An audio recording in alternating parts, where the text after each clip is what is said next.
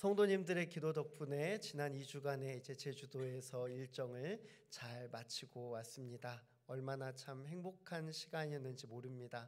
배움의 시간은 학창 시절에는 느껴보지 못했던 또 다른 것을 느끼게 해주는 것 같아요. 학창 시절에는 그 시간을 피하고 싶었는데 지금의 이 배움이 얼마나 귀한지, 단순히 정보만을 얻는 배움이 아니라 이 배움을 통하여서 또 다른 고민을 하게 한다는 것, 오늘을 함께 살아가는 우리 무학교의 성도님들과 어떤 교회를 꾸려나가고 하나님께서 기뻐하시는 어떤 교회를 만들어갈까라는 건강한 고민을 한다는 것, 이것이 얼마나 큰 기쁨인지 모르겠습니다.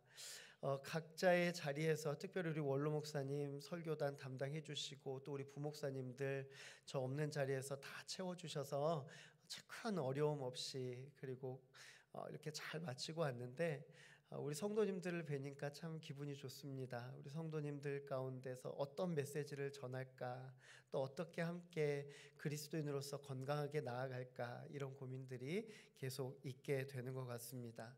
여러분, 제가 제주도 갔을 때 기분이 좋았을까요? 안 좋았을까요? 그랬을 것 같죠. 뭐가 좋을까요, 여러분? 여러분, 제주도는 뭐하러 가는 데입니까? 놀러 가는 데죠. 여러분, 제주도에 공부하러 가보신 분 계셔요? 오전 8시에 수업이 시작해서 오후 3시에 수업이 끝납니다. 근데 수업 그걸로 끝나는 게 아니고 이제 팀별 모임이 이루어지고 발제 준비를 하고 또 그 다음날 발제를 합니다. 그러니까 실제적으로 제주도를 누릴 수 있는 시간들이 많지가 않았죠. 그러다 보니까 마음이 조급해지는 겁니다. 그래도 제주도에 왔는데 어디라도 가보고 맛집에라도 가보고 싶은데 시간이 안 나는 거예요. 가끔씩 밥집에 가면서 주변에 있는 분들을 보면 다 놀러 오신 분들이잖아요. 놀고 싶다 이런 생각이 앞섰습니다. 근데 제가 이걸 신앙적으로 어떻게 해석할 수 있을까 고민이 든 거예요. 그렇구나.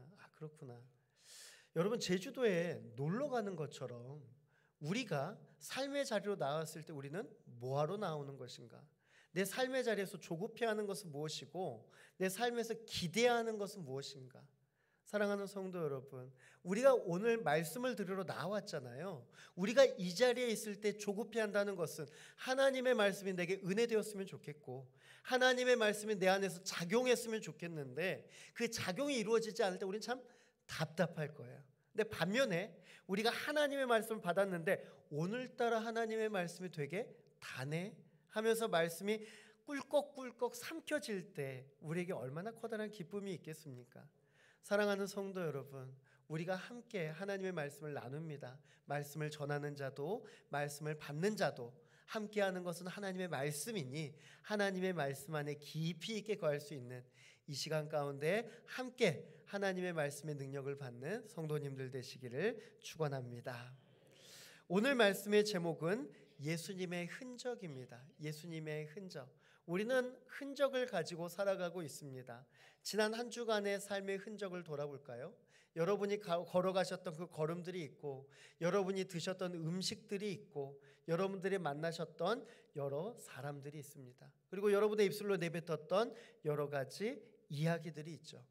여러분은 그 흔적들을 통하여서 어떠한 것을 이루어내셨습니까? 여러분은 그 흔적들을 통하여서 누구를 기쁘게 하셨습니까? 음식 먹으면서 옷에 음식이 튀는 것처럼 우리 몸에 흔적이 있고 우리가 말하는 그 결과에 따라 우리 입술에 흔적이 남겨져 있습니다. 갈라디아서는 자유의 서신이라고 합니다. 자유.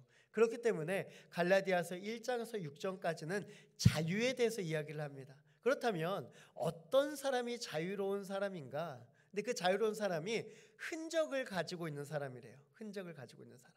어떤 흔적인가? 바로 예수님의 흔적인 줄 믿으시기 바랍니다. 우리는 속박받는 것을 싫어합니다. 그래서 자유를 원합니다. 우리 자녀들 군대 보내죠. 군대 보냈을 때 가장 가슴 아픈 게 무엇입니까? 자신 마음대로 나올 수 없고 또 자신의 마음대로 생활할 수 없기 때문에 그렇습니다.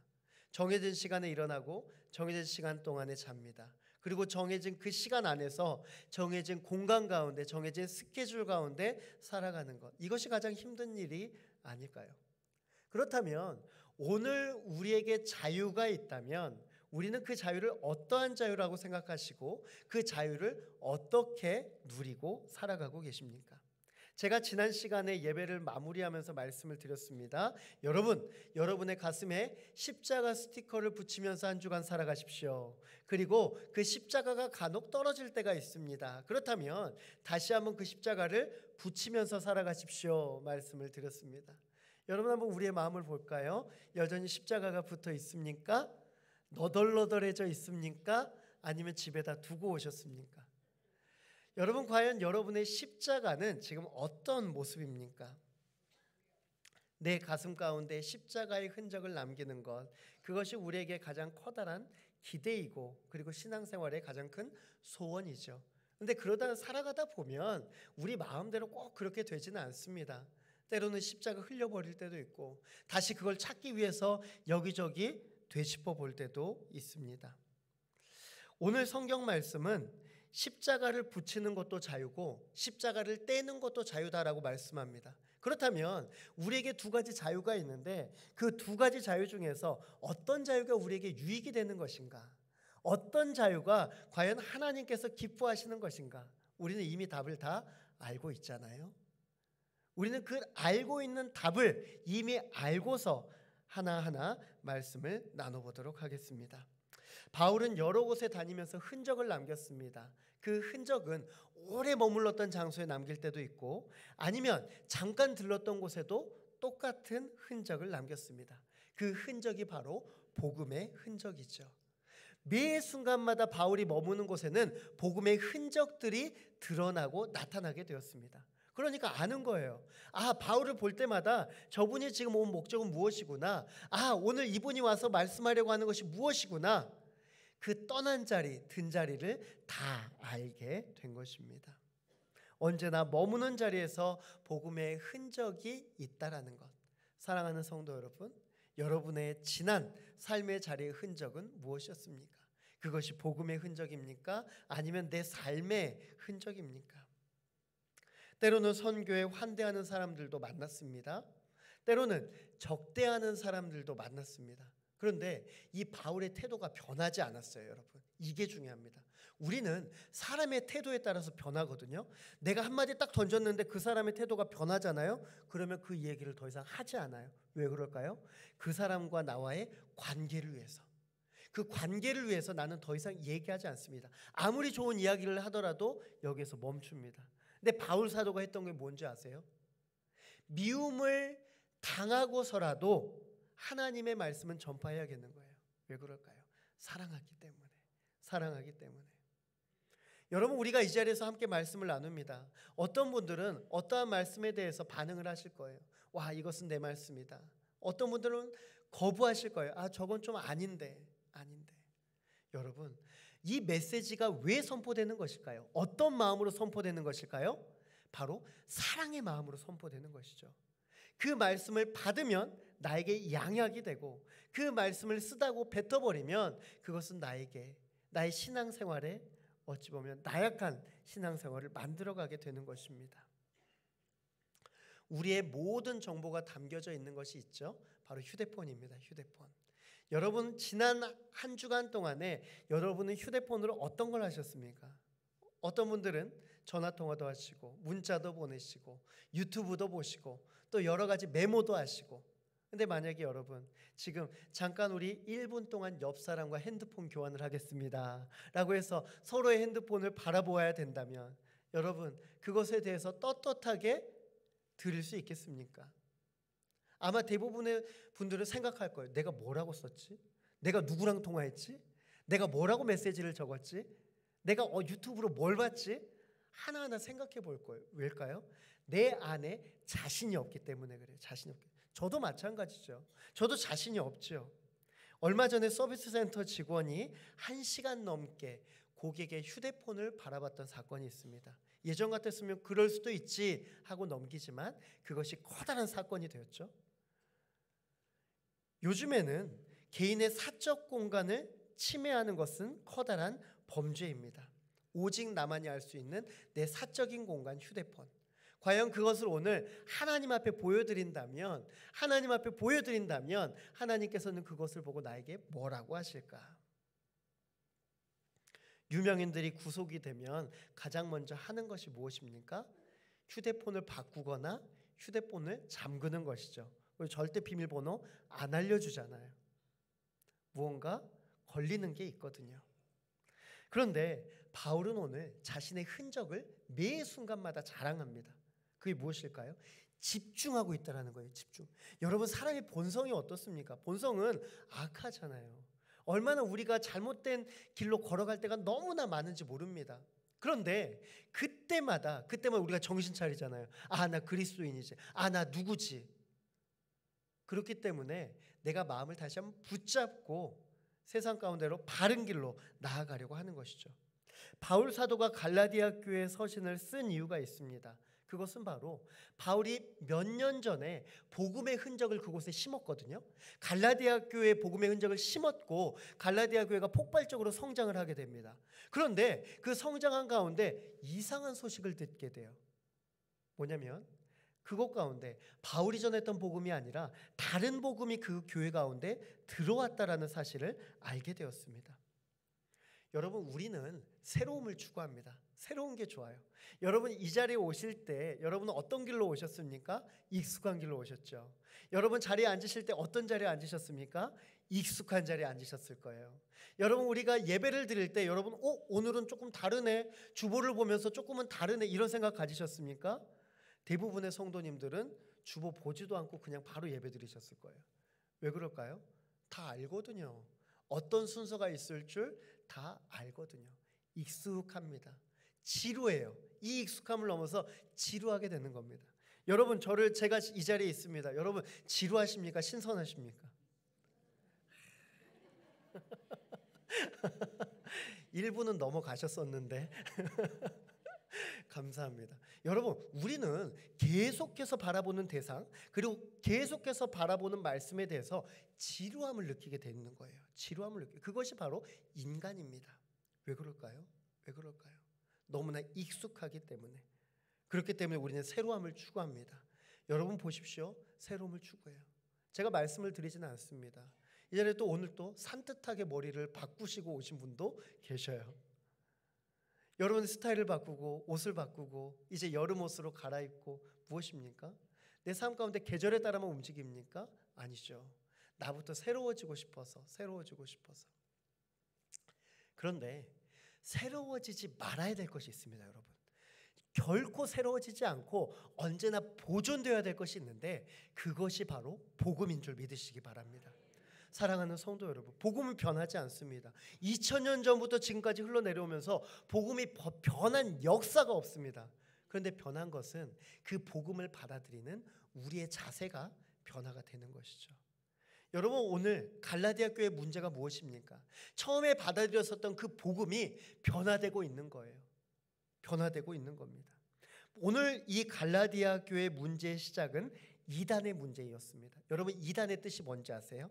한자어의 뜻이 뭐냐면 끝이 다르다라는 뜻입니다. 끝이 다르다. 시작은 비슷합니다. 여러분, 주변에 이단에 빠지신 분들 잘 보십시오. 독실한 그리스도인들도 많았을 것입니다. 근데 무엇부터 시작합니까? 새롭네? 내가 이전 교회에서 계속해서 들었던 말씀과 다르네? 그런데 이 말씀이 너무나 좋네? 여기서부터 시작하는 거예요. 여러분, 만약에 교회에서 선포하는 복음과 다른 복음을 누군가에게 듣는다면, 지금까지 설교단에서 전혀 선포되지 않은 복음을 누군가에게 듣게 된다면 여러분, 그것은 새로운 복음이 아닐 확률이 너무나 많습니다. 왜냐하면 복음은 변하지 않기 때문입니다. 선포된 말씀, 전해진 말씀, 그 복음을 귀하게 여기시는 사랑하는 성도님들 되시기를 바랍니다. 이 갈라디아 교회의 문제가 이단의 문제로 시작되었는데, 여러분, 이 이단이 변질을 하잖아요. 변질을 시키기 시작합니다. 하나님의 말씀과 내 생각을 섞기 시작합니다. 근데 뭐냐면 보통 하나님의 말씀은 높고요, 우리의 생각은 낮거든요, 기준이. 그러니까 이게 어떻게 되는 거냐면 하나님의 말씀을 내가 마음속으로 새기는데 삶 가운데 잘 안 움직여져요. 그럼 뭐라고 합니까? 그렇지 않아도 돼. 꼭 그렇게 하지 않아도 돼. 여러분 유튜브 채널 보십시오. 우리에게 단말씀이 얼마나 많은지 모릅니다. 저도 때로는 말씀을 듣다가요, 평소에 생소한 말씀을 들을 때가 있거든요. 그럼 다시 한번 봐요. 누구 말씀이지? 무슨 말씀을 하지? 아닐 때가 많아요. 달콤하게 다가오는데요, 나를 편하게 하는 말씀, 나에게 정말 다가오는 신선하고 너무나 마음에 깊이 들어오는 그 말씀, 그것은 복음이 아닐 확률이 너무나 많습니다. 분별하셔야 돼요. 분별하셔야 돼요. 언제나 하나님의 말씀 가운데 깨어있으시는 성도님들 되시기를 바랍니다. 갈라디아 교회 문제는 이제 바울이 복음을 전하고, 그리고 그 전한 후에 바울이 떠났습니다. 2, 3년이 지났어요. 근데 그 가운데 다른 이들이 찾아오게 된 것이죠. 그러면서 복음이 불순물과 섞이게 되었던 것입니다. 갈라디아서 1장 6절에서 7절의 말씀입니다. 그리스도의 은혜로 너희를 부르신 이를 이같이 속히 떠나 다른 복음을 따르는 것을 내가 이상히 여기노라. 다른 복음은 없나니 다만 어떤 사람들이 너희를 교란하여 그리스도의 복음을 변하게 하려 함이라. 아멘. 지금 내가 속한 교회보다 그곳이 낫다라고 이야기하는 것이죠. 그 2년, 3년 동안 기간 동안에 이 갈라디아 교회가 변화되기 시작합니다. 변질되기 시작하는데 이들에게 들어온 무리들이, 몰래 들어온 무리들이 있었습니다. 바울의 사도성에 대해서 의문을 품는 무리들이 생겨난 것이죠. 이게 무엇이었나? 여러분, 이단들이 교회에 와서 가장 먼저 하는 게 뭔지 아십니까? 이간질을 하는 것인데요, 이간질은 성도와 성도 간의 이간질을 시키는 게 아니에요. 계속해서 질문을 던지는 겁니다. 어떤 질문인가? 우리 구역장님 왜 저래? 우리 목사님 왜 저래? 여기에서부터 시작하는 거예요. 이상해. 내가 다녔던 교회는 그렇지 않아. 이상해. 그렇게 시작하는 거예요. 의심을 품게 만드는 겁니다. 의심을 품게 만들면서 이분의 말에 대해서 힘을 잃어가게 만드는 거예요. 이단은 교회를 흔들기 위해서 가장 먼저 교회 리더들을 공격을 합니다. 얼마나 많습니까? 교회 리더 공격하고 교육자 무너뜨리고, 그리고 장로님들, 권사님들 무너뜨려서 교회를 자신을 사유화시키는 그런 이단들이 얼마나 많은지 모릅니다. 바울은 자신의 사도가 된 내력에 대해서 본문을 통해서 말씀하고 있습니다. 우리 갈라디아서 3장 3절의 말씀입니다. 너희가 이같이 어리석으냐? 성령으로 시작하였다가 이제는 육체로. 네, 바울이 계속해서 말씀하는 게 뭐냐면, 지금까지 이전에 바울이 심었던 그 말씀이 변질이 되는 이유가 다른 이들이 와서 복음을 훼손시키기 시작하는 겁니다. 그러면서 이야기하는 거예요. 너희 바울 믿어? 예수님의 제자가 바울이야? 아니야. 바울 예수님의 제자 아니야. 함께 예수님과 있지도 않았어. 이렇게 해서 계속해서 의심을 품게 만드는 겁니다. 갈라디아 교회 성도님들이 바울을 떠나게 됐습니다. 그래서 바울이 편지를 쓴 겁니다. 그거 아니다. 나 사도 맞아. 하나님께서 나를 사도로 삼아주셨어. 예수님의 사도가 되어주셨어 라고 하면서 하나하나 조목조목하게 그 사도성을 인정해달라는 호소의 편지를 쓰게 된 것이죠. 사랑하는 성도 여러분, 너희가 이같이 어리석으냐? 성령으로 시작하였다가 이제는 육체로 마치겠느냐? 이 자리에 계신 성도님들, 성령으로 시작하였다가 성령으로 마치시기를 주님의 이름으로 간절히 소망합니다. 하나님과 나와의 관계에서 내가 생각해 봤을 때 무언가 불편한 것이 있다. 그 불편한 것들을 해소해 나가기 위해서 다른 이들의 그런 달콤한 말씀을 따라가는 것이 아니라 다시 한번 하나님의 말씀에 주목하고 그 말씀에 내 삶을 맞추어가는 성도님들 되시기를 바랍니다. 바울의 메시지에는 힘이 있었습니다. 그 힘이 왜 힘이 있을까요? 바울의 경험에서 드러났기 때문이죠. 그 힘은 사실이었기 때문입니다. 자신의 변화된 삶이 녹아져 있었기 때문입니다. 11절은 말씀합니다. 내 손으로 너희에게 이렇게 큰 글자로 쓴 것을 보라. 여러분, 글자를 썼는데 어떤 글자를 썼죠? 큰 글자를 썼습니다. 이 큰 글자는 무슨 뜻일까요, 여러분? 네, 진짜로 큰 글자로 썼어요. 바울이 갈라디아서를 쓸 때. 근데 왜 큰 글자로 썼는가? 여러분, 큰 글자 어떨 때 쓰십니까? 그렇죠. 중요할 때 씁니다. 다른 것은 보지 않더라도 이것만은 꼭 봐라 라고 했을 때 큰 글자로 쓰는 것이죠. 오늘 갈라디아서 성도님들에게 큰 글자, 다른 교회와는 다르게 큰 글자로 쓴 것은 너희에게 이것이 꼭 있어야 된다, 이 복음의 핵심이 꼭 필요하다, 이것만은 놓치지 말아야 된다라고 강력하게 호소하고 있는 것입니다. 거기에다가 바울은 오늘 본문을 통하여서 내 손으로 편지를 썼다 말합니다. 내 손으로. 이것이 당연히 편지 쓰면 자신이 당연히 내 손으로 편지 쓰는 것이 당연한 것 아닌가? 맞습니다. 내 손으로 편지를 쓰죠. 근데 중요한 게 뭐냐면 여기서 이 내 손으로라는 것은 보통 바울이 서신을 쓸 때, 다른 교회의 서신을 쓸 때에는요 대피를 했거든요. 바울이 그냥 불러줬습니다. 이렇게 글씨를 써주세요 라고 대피를 했습니다. 그러면 이때 문제가 무엇일까요? 때로는 나의 의도와 다르게 뉘앙스가 다른 단어를 쓸 수 있다는 것이죠. 그런데 바울이 자신이 직접 글을 썼습니다. 무엇입니까?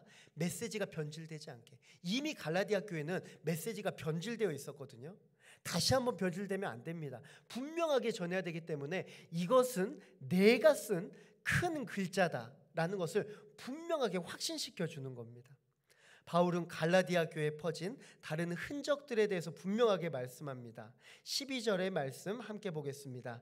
무릇 육체의 모양을 내려하는 자들이 억지로 너희에게 할례를 받게 함은 그들이 그리스도의 십자가로 말미암아 박해를 면하려 할 뿐이라. 여기에서 보면 세 가지가 나오는데요. 무릇 육체의 모양을 내려하는 자들, 이게 무엇인가? 바로 율법주의자들입니다. 율법주의자들. 신앙생활을 행위의 중심을 두고 있는 사람들이죠. 구원의 조건을 믿음으로 전했는데 이들은 행위라고 이야기를 합니다. 그렇기 때문에 복음의 본질을 바꾸고 있는 것이죠. 율법주의자들의 특징이 나옵니다. 무릇 육체의 모양을 내려하는 자들. 이게 뭔지 아시면 자신을 드러내고자 하는 사람들, 자신을 드러내고자 하는 사람. 여러분, 우리가 신앙의 행위에 있어서 만약에 신앙의 행위를 했을 때 드러나는 분이 누가 되어야 됩니까? 맞습니다. 예수 그리스도가 되어야죠. 예수 그리스도가. 근데 어떨 때는 내가 신앙의 행위를 했는데 내가 드러날 때가 있습니다. 그럼 여러분, 우리가 가장 먼저 해야 될 게 무엇일까요? 아닙니다. 저 아닙니다. 예수님이 드러나게 해야 되는데 여러분, 그게 사실 쉽습니까? 칭찬받으면 좋잖아요. 우리가 예수 그리스도의 삶 가운데 살아갈 때 누군가가 칭찬하면 좋잖아요. 예수님께 영광을 올려드리는 거 참 어렵습니다. 그런데 율법주의자들은 자신의 거룩함을 과시하고 있는 것이죠. 경건의 모양은 있지만 경건의 능력은 없는 자들, 성경은 이들을 피하라라고 말합니다. 겉모습만 번지르르한 사람을 보는 것이 아니라 내면을 바라봐야 된다라고 말씀하고 있는 것이죠. 또 다른 특징, 억지로 너희에게 할례를 받게 함은. 갈라디아서는 전체적으로 자유에 대해서 말씀하신다라고 말씀하셨습니다. 그렇다면 우리의 동기가 뭐야 될까요? 하나님의 말씀에 따른 자유함이 동기가 돼야 돼요. 그런데 그 자유함이 아니라 누가 시켜서 신앙생활 행위를 하는 것, 그것은 옳지 않다라는 겁니다. 의도적으로 사람의 행동을 하나님의 뜻이 아닌 자신의 뜻으로 행동하게 하는 것, 이것이 바로 율법주의자들이었다. 그리고 또 하나의 특징은 13절입니다. 함께 보겠습니다. 할례를 받은 그들이라도 스스로 율법은 지키지 아니하고 너희에게 할례를 받게 하려 하는 것은 그들이 너희의 육체로 자랑하려 함이라. 아멘. 율법을 강조하는 사람들, 율법을 지키는 것이 기본 중에 기본인데 율법주의자들은 자신은 지키지 못하면서 다른 이들이 지킬 것을 강요하고 있다는 거예요. 이게 뭐냐면 지킨 척 하는 겁니다. 지킨 척. 그리스도인인 척 하는 거죠. 나는 사실은 내 속은 너무나 까맣게 타들어가고 너무나 변질되어 있는데 겉으로는 아주 대단한 그리스도인인 것처럼 행동하고 있다는 것이죠. 바울은 예수 그리스도의 십자가로 인해 구원을 받은 것이다 라고 말하는데 오늘 율법주의자들은 할례의 문제를 가지고 넘어지고 있는 것입니다. 바울의 이러한 대립은 바울의 사역 현장에서 계속 이루어지고 있었습니다. 매 순간마다 갈등했지만 바울은 포기하지 않았습니다. 매 순간마다 복음을 증거하는 자리, 그 증거하는 자리에서 복음을 내려놓지 않고 복음을 바꿔서 상대방이 원하는 대로 말씀하지 않고 언제나 그 받은 그 말씀 그대로를 바로 전하였다라는 것이죠. 사실 바울의 그 전도 사역 가운데서는 실패한 사역들이 몇몇 있거든요. 바울이 원하지 않았던 간에 바울이 자신의 지적 능력으로 설교했던 적이 있습니다. 그런데 그 설교했던 그 가운데 엄청나게 커다란 실패를 맛보게 됩니다. 그 실패란 무엇이냐면 평소에는 수많은 사람들이 하나님 앞으로 나오게 되는데 그때는 결실이 몇 명이 되지 않았어요. 근데 이것이 무엇인가? 바로 자신의 지적인 능력으로 설교를 했을 때 그런 결과가 나타났던 것이죠. 그러면서 바울 사도가 했던 말씀이 지난주에 말씀드렸던 그 말씀, 십자가의 도만 전하기로 결심하였다라는 겁니다.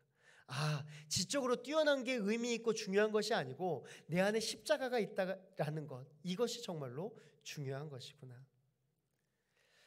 바울의 삶에 나타난 예수님의 흔적들, 그것은 아주 뛰어난 흔적이 아니었습니다. 그것은 바울의 간증 가운데 나타난 그의 삶의 흔적이었습니다. 남들이 우러러보는 흔적도 아니었습니다. 하지만 하나님과의 관계 가운데 자신이 가지고 있었던 아주 깊은 흔적이었습니다. 우리 14절에 나타난 바울의 흔적을 한번 보겠습니다. 그러나 내게는 우리 주 예수 그리스도의 십자가 외에 결코 자랑할 것이 없으니 그리스도로 말미암아 세상이 나를 대면하여 십자가에 못 박히고 내가 또한 세상을 대하여 그러하니라. 아멘. 여러분, 우리 인생에서 자랑할 게 얼마나 많습니까? 여러분 자랑할 것, 여러분의 남편 자랑, 아내 자랑, 자녀 자랑, 여러분의 재산 자랑, 건강 자랑, 그뿐인가요? 건강할 게 그 자랑할 것이 얼마나 많은지 모릅니다. 근데 여러분, 예수님 자랑만이라고 이야기해 보지도 않을게요. 견주었을 때, 빈도수를 견주었을 때 과연 내 삶 가운데 예수님을 자랑하는 횟수가 있었는가? 예수님의 흔적을 가지고 있었던 것을 누군가에게 표현해 본 적이 있었는가?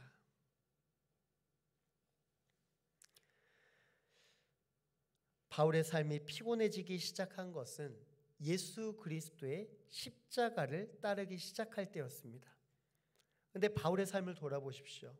바울은 매 순간마다 이 십자가의 흔적을 자랑하고 예수 그리스도의 흔적을 자랑했던 인물입니다. 우리 같으면, 저 같으면 자신의 현재에 한탄할 수도 있고 때로는 그것에 대해서 내가 왜 그런 결정을 내렸을까 생각할 때도 있습니다. 영국의 찰스 스펄전 목사님이라는 분이 계십니다. 이분의 별명이 있는데요. 설교의 황태자입니다. 설교의 황태자. 얼마나 설교를 잘하셨는지 몰라요. 그런데 이분의 설교의 핵심이 있었대요. 예수 그리스도의 십자가인데 무려 설교 본문 중에 90%가 예수 그리스도의 십자가에 대해서 메시지를 선포했대요.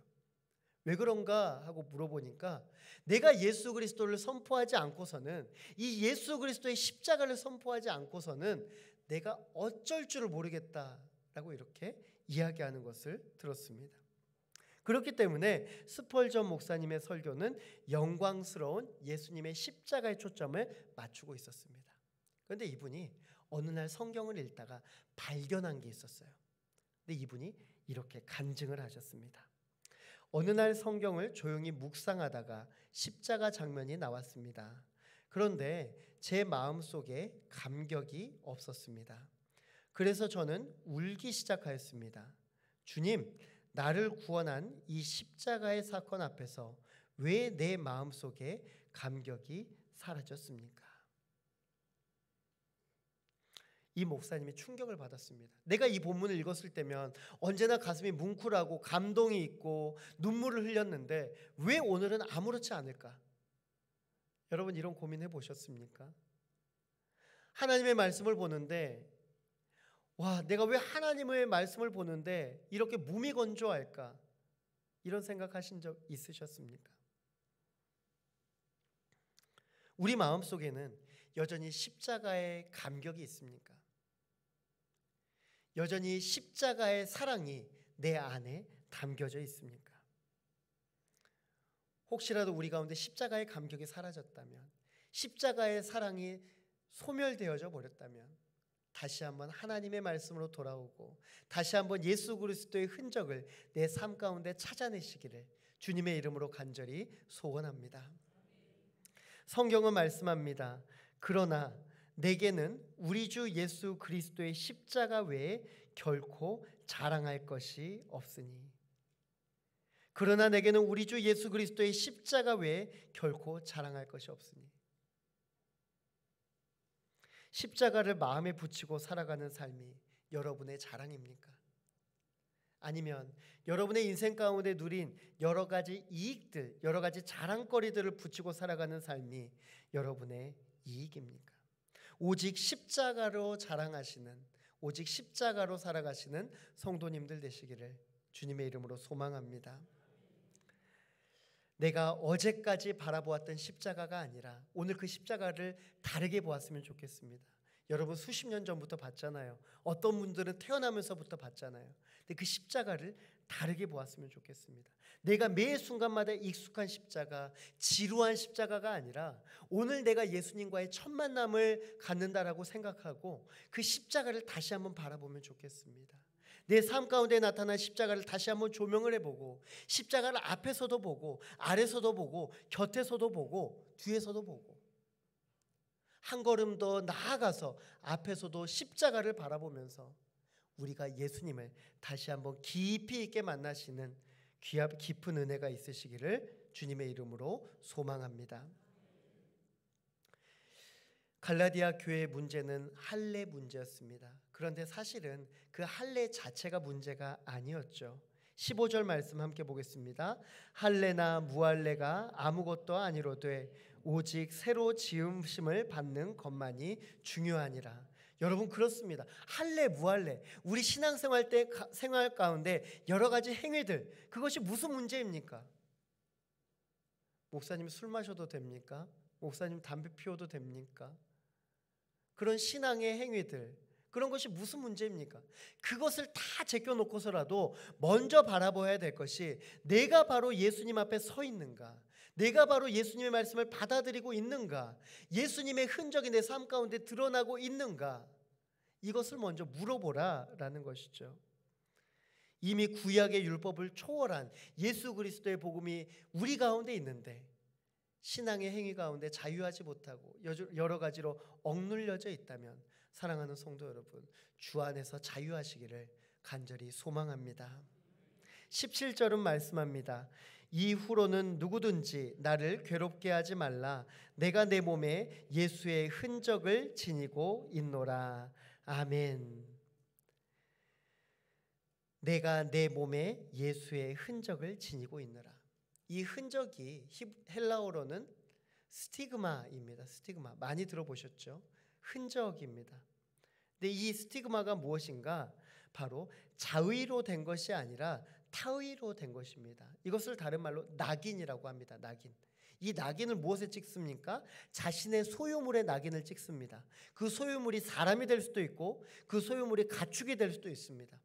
이 낙인을 찍음으로 인하여서 무엇을 말합니까? 이것이 바로 나의 소유다. 그렇기 때문에 낙인은 내 스스로 찍을 수가 없는 거죠. 내 주인이 찍어주는 것이죠. 근데 바울 사도가 이야기하는 겁니다. 나는 낙인이 찍혔습니다. 예수님께서 나를 낙인 찍어 주셨습니다.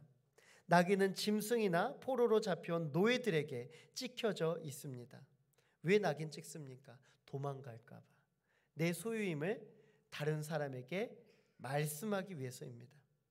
낙인에는 주인의 이름을 새겼고 자신의 주인을 결코 누군가에게도 숨길 수가 없었습니다. 신분 또한 숨길 수가 없었죠. 근데 바울은 이 스티그마라는 단어를 지금 사용하고 있는 것입니다. 나는 예수님의 종입니다. 이것은 숨길 수가 없습니다. 그렇기 때문에 내가 가는 모든 걸음마다 예수님이 드러날 수밖에 없습니다. 예수님의 흔적이 나타날 수밖에 없습니다. 왜냐하면 내가 예수님의 스티그마를 갖고 있기 때문입니다.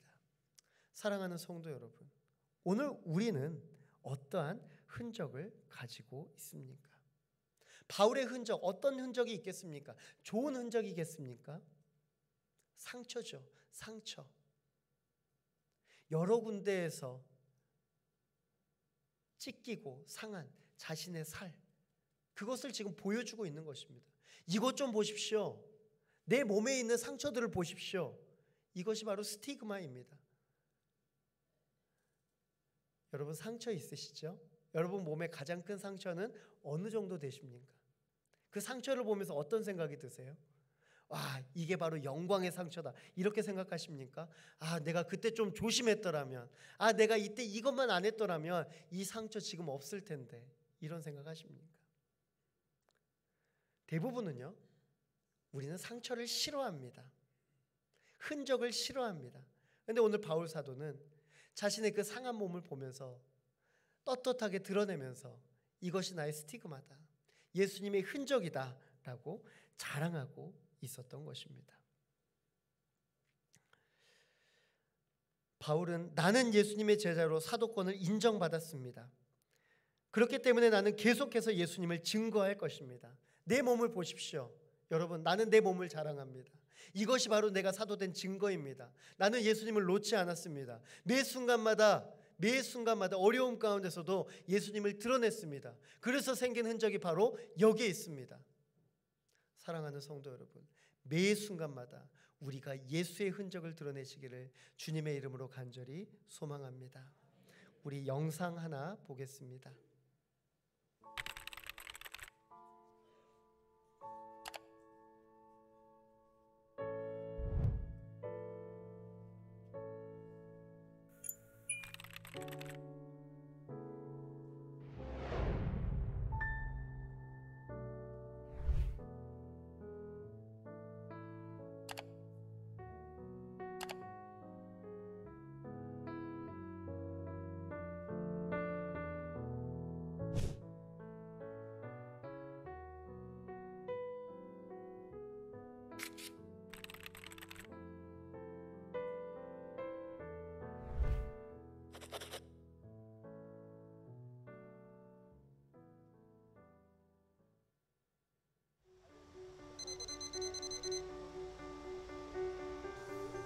사흘 전? 나흘 비가 전? 엄청 올 때 같이 여기서 건너가면 이걸 직접 보셨어요? 감동이었어. 비가 엄청 왔어요. 엄청 왔는데 일로 건너가시는데 여기 앉아서 보니까 울비를 입으셨어요. 네. 그런데도 불구하고 우산을 씌우고 가는 거 자기는 홀딱 젖고 저 아가씨는 참 대단하네. 저런 마음을 어떤 마음일까 갖고 있었어요. 세상에 천사야, 천사. 보기 드문 며느리감다 생각을 했어요. 아가씨다고. 할아버지는 우비를 입으셨는데 자기 옷 저렇게 젖어가면서 여기를 쭉 올라갔어요. 그 할아버지를 찾으시려면 여기 오는 아저씨 알 거예요. 같은 돼지 줍는 할아버지. 그물상에 아마 가실 거거든요. 아버님. 알죠. 혹시 연락처도 아세요? 연락처는 없고 어디 사시는지 아세요? 이마트 있잖아요. 네네네. 그 딱 방향에 살아요. 그 근처에서 이 박스를 줍고 그래요. 파주 다쓴데 썰란 노인인데 그 모습 보시는 게 좀 어떠세요? 아이고 이 훌륭한 사람이지. 아주 착하고 지네 감사하고 뭐라고 말할 수 없지. 그 양반 좋은 양반이요. 정직하게 계시는 양반이요. 좀 도와주시오. 귀한 집 깡무가 본 말이 알아듣도 못하고.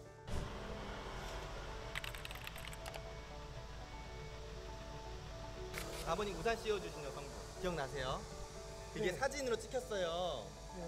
그래서 사람들이 보고 이 여성분 너무 착한 일 했다고 칭찬 많이 해주고 있거든요. 뭐 아주 고마워 상당히 고맙더라고. 그때 어디 가시는 중이셨어요? 내가 와갖고 밥 먹으러 가려고 내가 갖다 놓고 밥 먹으러 가고 대형마트 앞에서 청소해주고 봐주더라고. 그렇게 네. 하시는 오시는 길이었는데 점심 드시러 가시는 길에 이 여성분이 아유 고맙죠.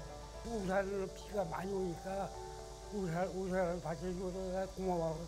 잠깐 기다리려갖고 이마트 가서 돈까지 돈 주셨어요? 돈을 세운 거 3만 원을 주더라고요. 그래서 고맙죠. 3만 원을 주셨어요? 현금을? 뭐 봉지에다 3만 원을 주더라고요. 내가 그 앞에서 들어간다고 이제 거기까지 우산 받쳐줘서 예약할 수 있고 밥 먹으러 갔어요.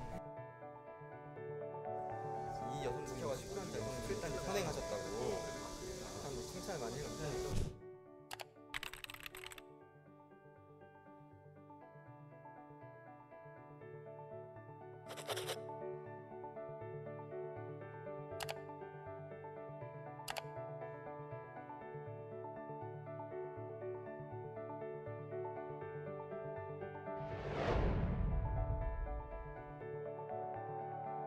그래서 어떤 일인지 모르겠어요. 그러면 고마웠죠. 도와주는 사람이 이렇게 많이 있겠어요. 감사해요, 너무. 예.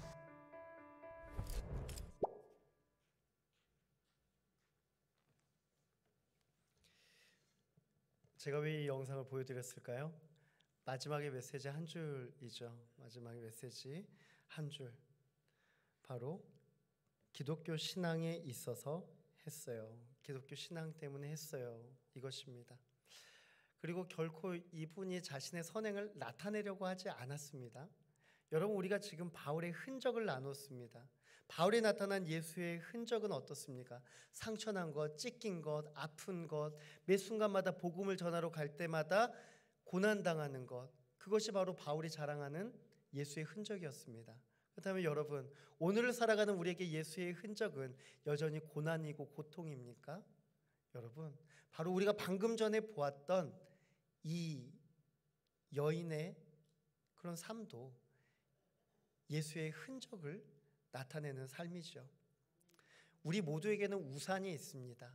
그 우산이 어떤 분은 커다란 우산일 수도 있고 작은 우산일 수도 있습니다. 사랑하는 성도 여러분, 우리가 한 주간 살아갈 때 꼭 기억했으면 좋겠습니다. 여러분의 우산을 누구와 함께 쓸 수 있는가?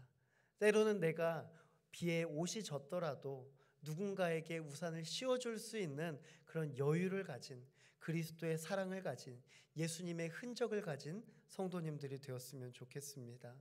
우리 무학교의 성도님들 어딜 가시거나 우산 잘 준비해 놓으셨다가 우리가 누군가에게 도움이 필요할 때 세상의 그 어려운 빗속을 우리가 우산으로 함께 쓰는 복된 성도님들 되시기를 주님의 이름으로 간절히 소망합니다.